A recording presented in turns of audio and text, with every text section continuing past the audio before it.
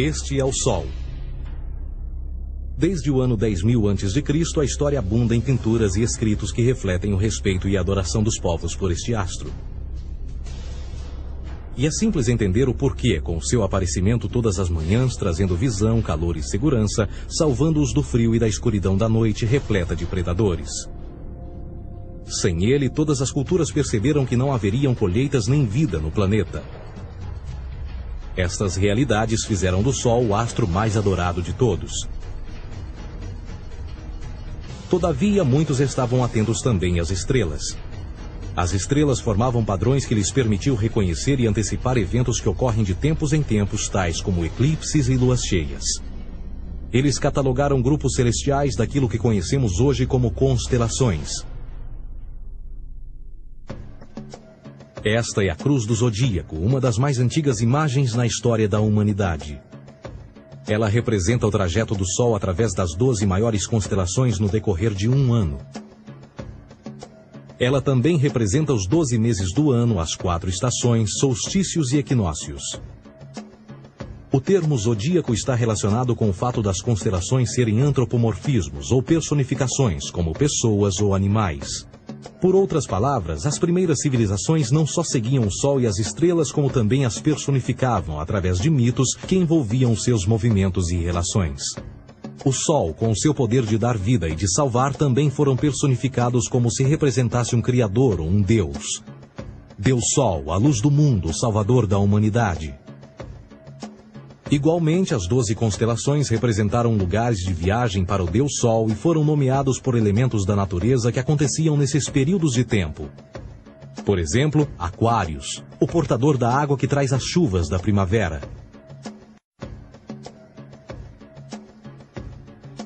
Este é Horus.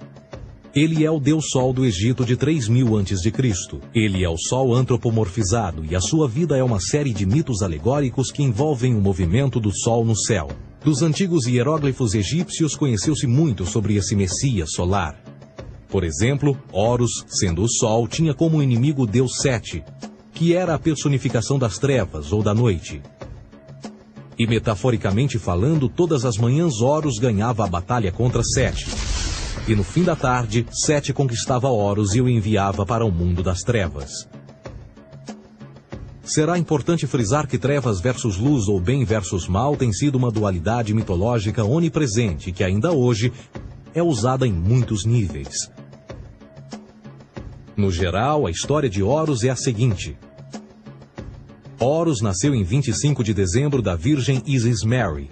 O seu nascimento foi acompanhado por uma estrela no oeste, que por sua vez foi seguida por 3 reis em busca do Salvador recém-nascido. Aos 12 anos era uma criança prodígio nos ensinamentos, e aos 30 anos ele foi batizado por uma figura conhecida por Anup, e assim começou o seu ministério. Horus teve 12 discípulos e viajou com eles, fazendo milagres tais como curar os enfermos e andar sobre as águas. Horus também era conhecido por vários nomes como a Verdade, a Luz, o Filho Adorado de Deus, o Bom Pastor, Cordeiro de Deus, entre muitos outros. Depois de ter sido traído por Tifão, Horus foi crucificado, enterrado por 3 dias e então ressuscitou. Estes atributos de Horus, originais ou não, parecem influenciar várias culturas mundiais e muitos outros deuses encontrados com a mesma estrutura mitológica. Atis da Firígia nasceu da Virgem Nana em 25 de dezembro.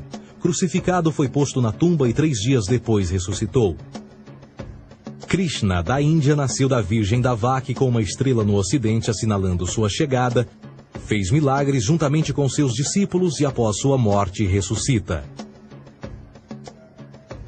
Dionísio da Grécia nasceu de uma virgem em 25 de dezembro. Foi um professor peregrino que praticou milagres como transformar água em vinho e é referenciado como Rei dos Reis, Filho unigênito de Deus, o início e o fim, entre muitas outras coisas, e após sua morte ressuscitou. Mitra da Pérsia nasceu de uma virgem em 25 de dezembro. Ele teve 12 discípulos e fazia milagres. E após sua morte foi enterrado por 3 dias e então ressuscitou. Ele também foi chamado de a Verdade, a Luz, entre outros. Curiosamente, o dia sagrado de adoração a Mitra era um domingo. O que importa salientar é que existiram inúmeros salvadores em diferentes períodos em diversos lugares da Terra que preenchem essas mesmas características. A pergunta que não quer calar: o porquê desses atributos? Por que o nascimento de uma virgem em 25 de dezembro? Por que a morte e a ressurreição após 3 dias? Por que os 12 discípulos ou seguidores? Para descobrirmos, vamos examinar o mais recente dos Messias solares. Jesus Cristo nasceu em 25 de dezembro em Belém. Ao nascer foi anunciado por uma estrela no ocidente que seria seguida por 3 reis magos para encontrar e adorar um novo Salvador. Tornou-se pregador aos 12 anos. Aos 30 anos foi batizado por João Batista e então iniciou seu ministério. Jesus teve 12 discípulos que viajaram com ele praticando milagres como curar doentes, andar sobre a água, ressuscitar mortos. Ele também é conhecido como Rei dos Reis, o Filho de Deus, a luz do mundo, o início e o fim, o Cordeiro de Deus, entre muitos outros. Depois de ter sido traído por seu discípulo Judas por 30 moedas de prata, ele foi crucificado, posto em uma tumba e após 3 dias ele ressuscitou e ascendeu aos céus. Em primeiro lugar, a sequência do nascimento é completamente astrológica. A estrela no ocidente é Sírius, a mais brilhante do céu noturno, que a cada 24 de dezembro se alinha com outras 3 estrelas brilhantes no cinturão de Órion. Essas 3 estrelas brilhantes são chamadas hoje, como eram na antiguidade, 3 reis, 3 Marias no Brasil e Portugal. Os 3 reis e a estrela mais brilhante, Sírius, todas apontam para o nascer do Sol em 25 de dezembro. Esta é a razão pela qual os 3 reis seguem a estrela a oeste em uma ordem que apontam ao amanhecer. O nascimento do Sol.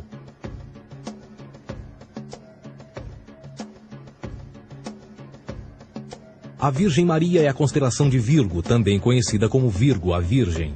Virgo em latim significa virgem. Virgo também é conhecida como a casa do pão. E a representação de Virgo é uma virgem segurando um feixe de espigas de trigo. Esta casa do pão e o seu símbolo das espigas de trigo representa agosto e setembro, a época das colheitas. Por sua vez, Belém é a tradução ao pé da letra de a casa do pão. Belém também é a referência à constelação de Virgem, um lugar no céu, não na terra. Existe outro fenômeno muito interessante que ocorre em 25 de dezembro, é o solstício de inverno. Do solstício de verão ao solstício de inverno, os dias se tornam mais curtos e frios. Da perspectiva de quem está no hemisfério norte, o Sol parece se mover para o sul, ficar menor e mais fraco. O encurtamento dos dias e o fim das colheitas conforme se aproxima o solstício de inverno, simbolizando o processo de morte. Era a morte do Sol.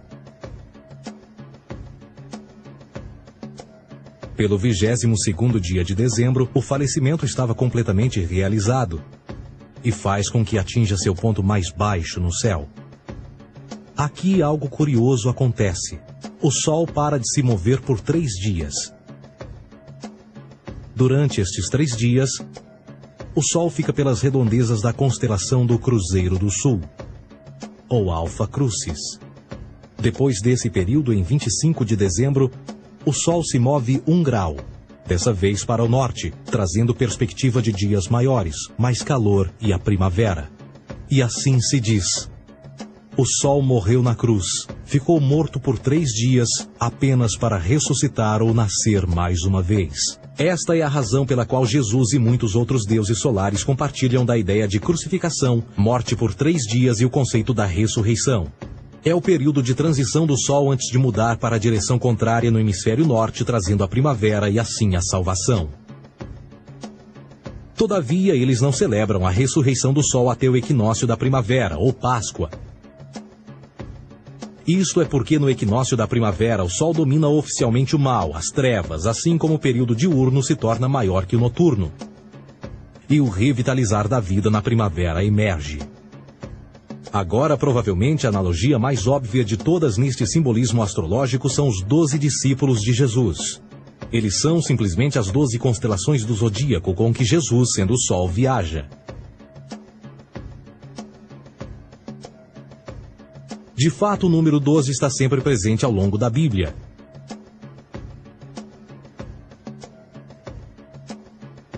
Voltando à cruz do zodíaco, o elemento figurativo da vida é o Sol.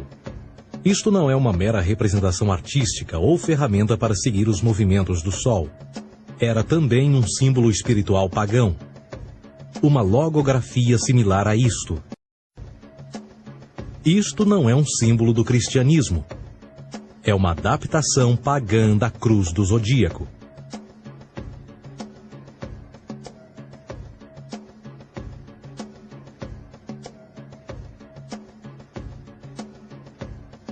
Esta é a razão pela qual Jesus, nas primeiras representações, era sempre mostrado com a sua cabeça na cruz. Jesus é o Sol, Filho de Deus, a luz do mundo. O Salvador a erguer-se, que renascerá, assim como o sol faz todas as manhãs. A glória de Deus que defende contra a força das trevas.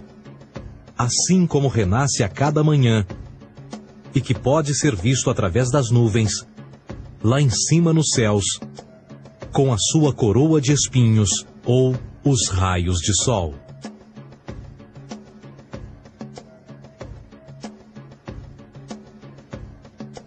Agora, nas muitas referências astrológicas ou astronômicas na Bíblia, uma das mais importantes tem a ver com o conceito de eras. Através das Escrituras há inúmeras referências a essa era. Para compreender isto, precisamos primeiro estar familiarizados com o fenômeno da precessão dos equinócios. Os antigos egípcios, assim como outras culturas antes deles, reconheceram que aproximadamente de 2150 em 2150 anos, o nascer do Sol durante o equinócio de primavera ocorria num diferente signo do zodíaco. Isto tem a ver com a lenta oscilação angular que a Terra tem quando roda sobre o seu eixo. É chamado de precessão porque as constelações vão para trás, em vez de permanecerem no seu ciclo anual normal. O tempo que demora cada precessão através dos 12 signos é de 25.765 anos. Este ciclo completo é chamado também de Grande Ano, e algumas civilizações ancestrais sabiam disso. Referiam-se a cada ciclo 2150 anos como Era. De 4.300 a.C. a 2150 a.C. foi a Era de Touro. De 2150 a.C. a 1 d.C. foi a Era de Áries. E de 1 d.C. a 2150 d.C. é a Era de Peixes, a era que permanecemos nos dias de hoje. E por volta de 2150 entraremos na nova era, a Era de Aquários. Agora, a Bíblia refere-se por alto ao movimento simbólico durante 3 eras, quando se vislumbra já é uma quarta. No Velho Testamento, quando Moisés desce o Monte Sinai com os 10 mandamentos, ele está perturbado ao ver sua gente adorar um bezerro dourado. De fato, ele até partiu as pedras dos 10 mandamentos e disse a todos para se matarem uns aos outros para purgarem o mal. A maior parte dos estudiosos da Bíblia atribuem esta ira de Moisés ao fato de os israelitas estarem adorando a um falso ídolo, ou algo semelhante. A realidade é que o bezerro dourado é o Taurus, touro. E Moisés representa a nova era de Áries. Esta é a razão pela qual os judeus ainda hoje assopram com o chifre do carneiro. Moisés representa a nova era de Áries. E perante esta, todos têm de largar a velha. Outras divindades, tais como Mitra, marcam essa transição também. Um deus pré-cristão que mata o touro, na mesma linha simbólica. Agora Jesus é a figura portadora da era seguinte à de Áries, a era de Peixes. O simbolismo de peixes é abundante no Novo Testamento, assim como Jesus alimenta 5.000 pessoas com pão e 2 peixes. No início do seu ministério, enquanto caminhava ao longo da Galileia, conhece 2 pescadores que o seguem. Agora reflita se voltar a ver um adesivo em formato de peixe escrito Jesus na traseira dos carros. Poucos sabem o que aquilo no fundo representa. É um simbolismo astrológico pagão para o reinado do Sol durante a Era de Peixes. Jesus assumiu também que a data do seu nascimento é também a data do início desta era. Em Lucas 22:10, quando Jesus é questionado se a próxima passagem será depois de ele ir embora, Jesus responde: Eis que quando entrardes na cidade, encontrareis um homem levando um cântaro de água. Segui-o até a casa em que ele entrar. Esta escritura é de longe a mais reveladora de todas as referências astrológicas. O homem que leva um cântaro de água é Aquários, o portador de água, que é sempre representado com um homem despejando uma porção de água. Ele representa a era depois de Peixes, e quando o Sol, Filho de Deus, sair da era de Peixes, Jesus, entrará na casa de Aquários, e Aquário é antes de Peixes na precessão dos equinócios. Tudo o que Jesus diz é que depois da era de peixes chegará a era de aquário.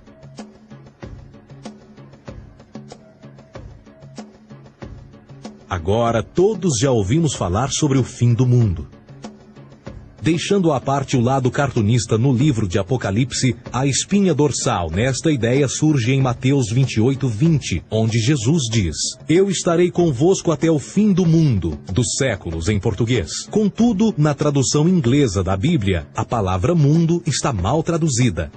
A palavra realmente usada era aion, que significa era. Eu estarei convosco até o fim da era, o que no fundo é verdade. Jesus, como personificação solar de peixes, irá acabar quando o Sol entrar na era de aquário. Este conceito de fim dos tempos e do fim do mundo é uma má interpretação desta alegoria astrológica. Vamos dizer que aproximadamente 100 milhões de brasileiros acreditam que o fim do mundo está próximo. Além disso, o personagem de Jesus, literalmente e astrologicamente um híbrido, só demonstra o quão plágio do deus Sol Horus do Egito, Jesus é. Por exemplo, inscrito há 3.500 anos atrás, nas paredes do templo de Luxor, no Egito, estão imagens da Enunciação, da Imaculada Concepção, do nascimento e da adoração a Horus. As imagens começam com o anúncio à Virgem Ísis de que ela irá gerar Horus, que Nefe, o Espírito Santo, irá engravidar a Virgem, e depois o parto e a adoração, e que é não mais do que o milagre da concepção de Jesus. Na verdade, as semelhanças entre Horus e Jesus são flagrantes.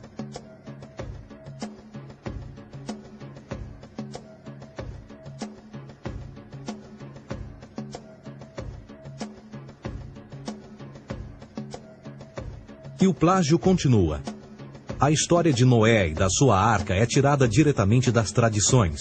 O conceito de dilúvio é presente em todas as antigas civilizações, em mais de 200 diferentes citações em diferentes períodos e tempos. Contudo, não será preciso ir muito além da fonte pré-cristã para encontrar a epopeia de Gilgamesh, escrita em 2600 a.C. Esta história fala sobre grandes inundações ordenadas por Deus, uma arca com animais salvos e até mesmo o libertar e o retornar da pomba, entram em concordância com a história bíblica, entre muitas outras semelhanças.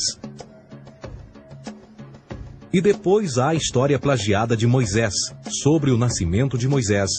Disse que ele foi colocado numa cesta de cana e lançado ao rio para evitar um infanticídio. Ele foi mais tarde salvo pela filha de um rei e criado por ela como um príncipe. Esta história do bebê numa cesta foi retirada do mito de Sargão de Acade por volta de 2250 a.C. Depois de nascer, Sargão foi posto numa cesta de rede para evitar um infanticídio e lançado ao rio. Foi depois salvo e criado por Aqui, uma esposa da realeza Acádia. Além disso, Moisés é conhecido como legislador, portador dos 10 mandamentos e da lei mosaica. Contudo, a ideia de a lei ser passada de um deus para um profeta numa montanha é também antiga. Moisés é somente um legislador numa longa linha de legisladores na história mitológica. Na Índia, Manou foi o grande legislador. Na ilha de Creta, Minos ascendeu ao monte Ida, onde Zeus lhe deu as leis sagradas. Enquanto que no Egito, Moisés tinha nas suas pedras tudo o que Deus lhe disse. E no que diz respeito a estes 10 mandamentos, foram retiradas a papel químico do feitiço 125 do Livro dos Mortos do Antigo Egito. O que é que o Livro dos Mortos dizia? Eu nunca roubei, tornou-se tu nunca roubarás. Eu nunca matei, tornou-se nunca matarás. Eu nunca menti, tornou-se nunca levantarás falsos testemunhos, e por aí adiante. A religião egípcia é, no fundo, a base fundamental para a teologia judaico-cristã. Batismo, vida após a morte, julgamento final, imaculada concepção, ressurreição, crucificação, a arca da aliança, circuncisão, salvadores, comunhão sagrada, dilúvio, Páscoa, Natal, a passagem e muitas outras coisas e atributos são ideias egípcias, nascidas muito antes do cristianismo ou judaísmo. Justin Martyr, um dos primeiros historiadores e defensores cristãos, escreveu: Quando nós, cristãos, dizemos que Jesus Cristo, nosso Mestre, foi produzido sem união sexual, morreu e ressuscitou e ascendeu aos céus, nós não propomos nada de muito diferente do que aqueles que propõem e acreditam tal como nós, nos filhos de Júpiter.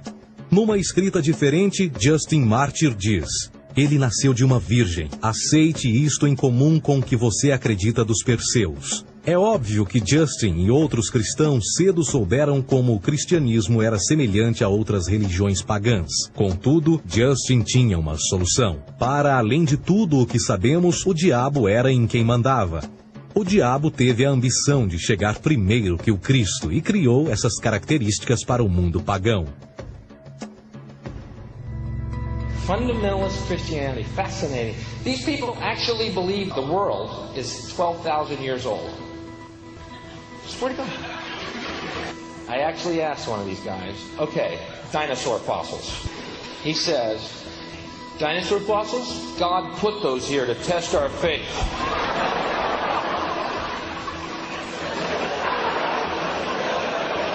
I think God put you here to test my faith, dude. A Bíblia não é nada mais do que um híbrido literário astroteológico, tal como todos os mitos religiosos que os antecederam. De fato, o aspecto da transferência de atributos e umas personagens para as outras é facilmente reconhecida no próprio livro em si. No Antigo Testamento há a história de José. José era um protótipo de Jesus. José nasceu de um milagre, Jesus nasceu de um milagre. José tinha 12 irmãos, Jesus tinha 12 discípulos. José foi vendido por 20 pratas, Jesus foi vendido por 30 pratas. Irmão Judá sugere a venda de José. O discípulo Judas sugere a venda de Jesus. José começa os seus trabalhos aos 30, Jesus começa aos 30 também. Os paralelismos continuam.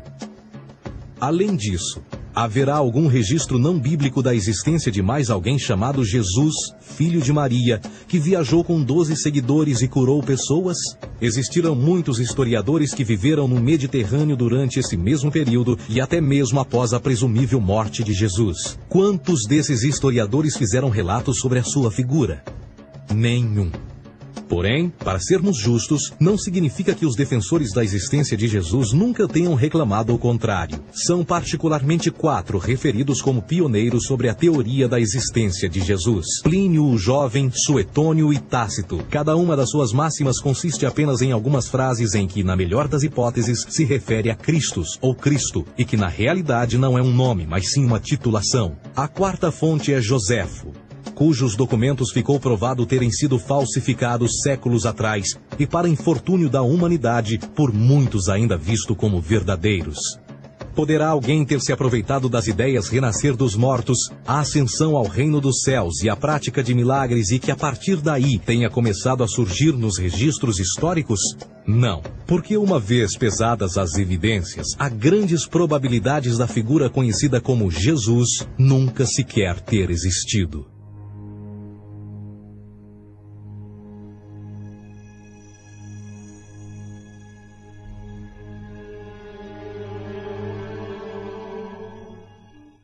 We don't want to be unkind, but we want to be factual. We don't want to cause hurt feelings, but we want to be academically correct in what we understand and know to be true. Christianity just is not based on truth. We find that Christianity was in fact nothing more than a Roman story, developed politically.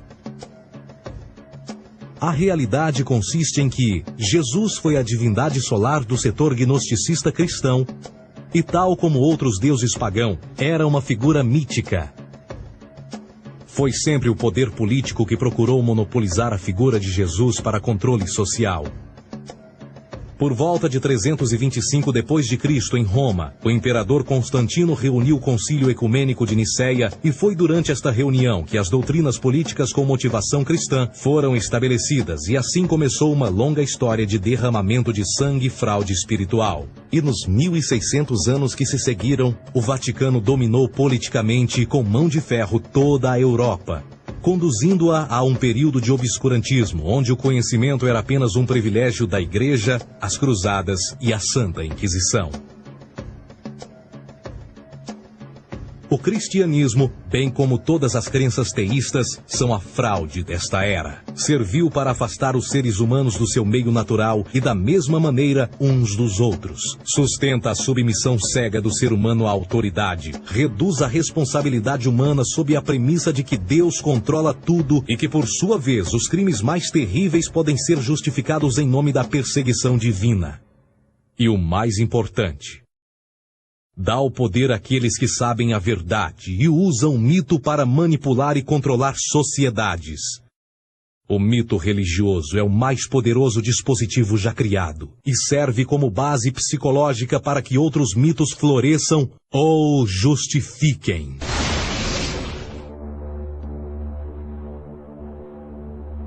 A myth is an idea that, while widely believed, is false. In a deeper sense, in the religious sense, a myth serves as an orienting and mobilizing story for a people. The focus is not on the story's relation to reality, but on its function. A story cannot function unless it is believed to be true in the community or the nation. It is not a matter of debate. If some people have the bad taste to raise the question of the truth of the sacred story, the keepers of the faith do not enter into debate with them. They ignore them or denounce them as blasphemers.